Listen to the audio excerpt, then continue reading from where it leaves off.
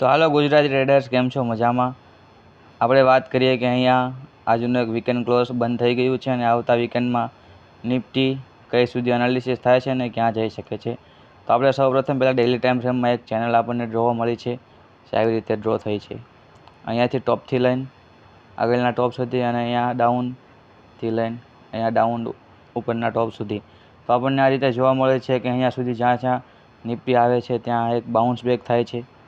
અહીંયાથી નિફ્ટીનો તો ગિરાવટ ચાલુ થઈ હતી અને અહીંયાથી ઉપર ગઈ હતી અને ત્યાંથી એક નાનું એવું રિજેક્શન લીધું હતું અને બીજી વાર આ ટ્રેન્ડ લાઇન પૂરી ટચ કરવા આવી નથી અને તે માટે અહીંયાથી જ બ્રેકઆઉટ થઈ ગઈ હતી અને અહીંયાથી એક પાછી માર ખાઈને નીચે આવી હતી અને અહીંયાથી બાઉન્સ બેક થઈ હતી, નીચે આવી હતી, બાઉન્સ બેક થઈ હતી. અત્યારે એના કમ્પ્લીટ સપોર્ટ ઝોન ઉપર ઊભી છે નિફ્ટી.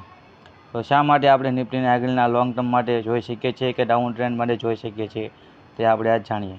કેમ કે નિફ્ટીમાં જે લોકો અત્યારે એવું વિચારી રહ્યા છે કે ઇલેક્શન ટાઈમ છે તો જે પ્રમાણે વોટિંગ થાય છે તે પ્રમાણે વોટિંગ થયું નથી અને આપણા પ્રાઇમ મિનિસ્ટર પણ લોસિંગ થવા માટે તૈયાર છે. કેમ કે અહીંયા નિફ્ટી આપણને ડાઉન ટ્રેન્ડ વધુ જોવા મળી શકે છે.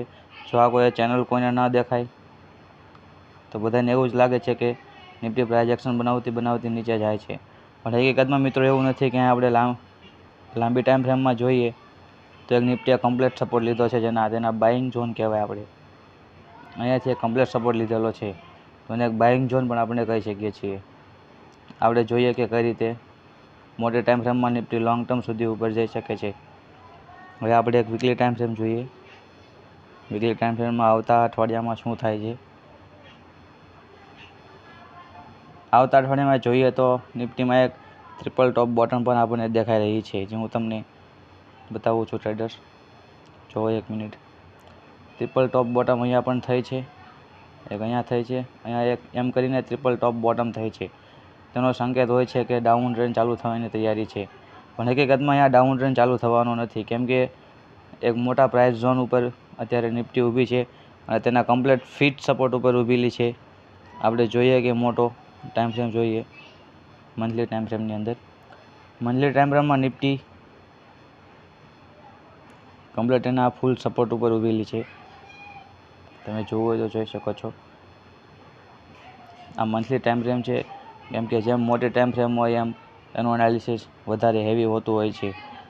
આવી રીતે પણ મોટા ટ્રેડર્સ હોય, ઇન્સ્ટિટ્યુશનવાળા હોય, FIDIS હોય, એમ વિચારે છે કે અહીંયાથી નિફ્ટી ચડવાનું ચાલુ થઈ હતી, એક પુલબેક લીધું અને અહીંયાથી ઉપર જઈ શકશે. તો માટે આ વીક એવો છે કે કોઈ પણ પ્રકારનો ટ્રેડ કરી શકાય એમ નથી. હું તમને એક પણ વન ડે ટાઈમ ફ્રેમમાં તમને બતાવી દઉં છું કે કેવી રીતે કન્સોલિડેશન થાય છે. અત્યારે કન્સોલિડેશનનો ટાઈમ છે, ઇન્વેસ્ટ ટાઈમ નથી.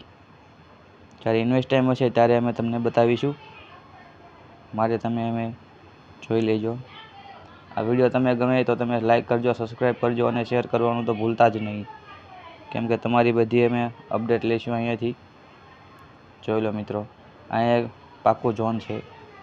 જ્યાં ઝોનમાં આવશે ત્યાં ઝોનમાંથી એક બાઉન્સ બેક, અહીંથી આપણને નાનો એવો બાઉન્સ બેક જોવા મળી શકે છે. અહીંયાથી બાઉન્સ બેક જોવા મળી શકે છે. અને એવું કોઈ વિચારતા નહીં કે અત્યારે બજાર ડાઉન છે તેથી આપણે સેલ કરી લે નહીં, કંઈ જાણી જોઈને સેલ કરતા નહીં. પ્રોપર તમે સમજો કેવી રીતે ટ્રેડ કરો, કેવી રીતે તમે તેનો ટ્રેડ મેનેજ કરો. અને આ ચેનલ કોઈ